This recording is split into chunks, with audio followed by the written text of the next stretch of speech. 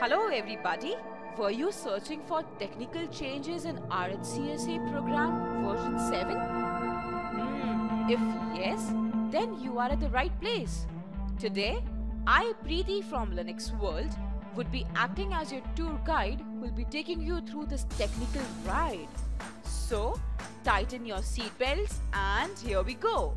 On my website, linuxworldindia.org, training, Red Hat certifications, and then we have Red Hat Certified System Administrator. We click on this. We move down. Yes, here we have the tab for what's new in RHCSA version 7. Oh, it seems to be a long list. Where do I start from? Okay, the first one. What's this? Automate installation with Kickstart? Oh wow, the biggest relief for an administrator. Can you just imagine? One click and the entire setup is ready? Wow, that's going to be really amazing. What's the next one? Manage priority of Linux processes. Control access to files with ACL. Configure systems to use Central Identity Management Services, IPS server. What's this? Okay, tell me one thing. When you were really in a working environment, in the mid of the setup, working on LLab and Kerberos, and you were stuck technically, at that moment you would have realized, I wish I would have had some human understandable interface which would have helped me. And the solution is here. Red Hat has inculcated IPL client server, which basically helps in easy management, and especially this is amazing, or this is good for people who have already worked on Windows ADS environment. What's next? GPT partition table format disk. What's this? Okay, how do we have partitions, or what do we do to make partitions in RHL version 5 and version 6? I'm sure you would have been using fdisk command, correct? Okay, and what's the type of the partition? It's a DOS type. Okay. Now on this, generally there is a limit. Basically on the DOS type, they don't permit making a partition for more than 2 TB. When you're working on a laptop, that's completely fine. But then, when you're working in the real working environment, you need partitions of more than 2 TB. So, that's the reason Red Hat has inculcated GPT partition table format, which helps you in making partitions for more than 2 TB. Okay, chalo. Before we proceed ahead, you would be wondering at the back end of your mind, why Red Hat has made such technical changes? Oh, the answer is simple.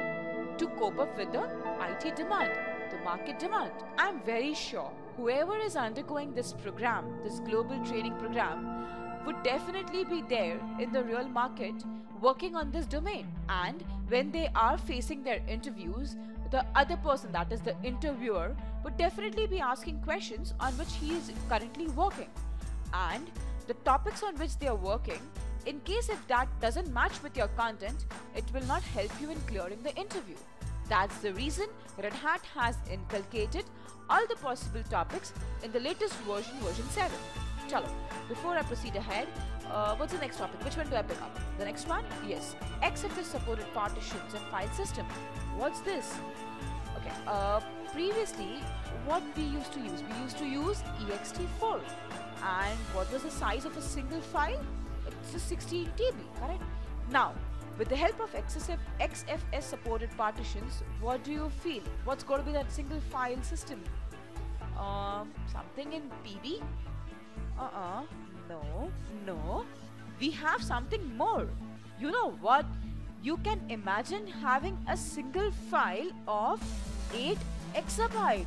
Oh wow. Okay, let me go ahead. Control and troubleshoot the Red Hat Linux boot process, which is an important role. What do I have next? Implements grub 2. Okay, currently we were having grub, which was a real boring one, because it was very limited, in terms of customization. And at the back end, I always used to feel, I wish I could make my own grub. I wish I could make some changes which was there, which I wanted to implement. And it is relieved now, Red Hat has given me grub 2. Okay, What's next? Limit network communication with Firewall. Wow. Manage SE Linux security with the newly launched booleans. Reviewing the system log files and journal, the most important one from the auditing perspective. The last and not the least, which is manage complete network configuration using nmcli. What's this? I was always with that thing in my mind, I wish I could make my own network settings. I wish I could make a new world of mine, having every different setting for my VPN, bridging, teaming and whatnot. And my dream is true now. Okay, so here basically I have just discussed the changes which we have in this RHCSA version 7. This is just the changes.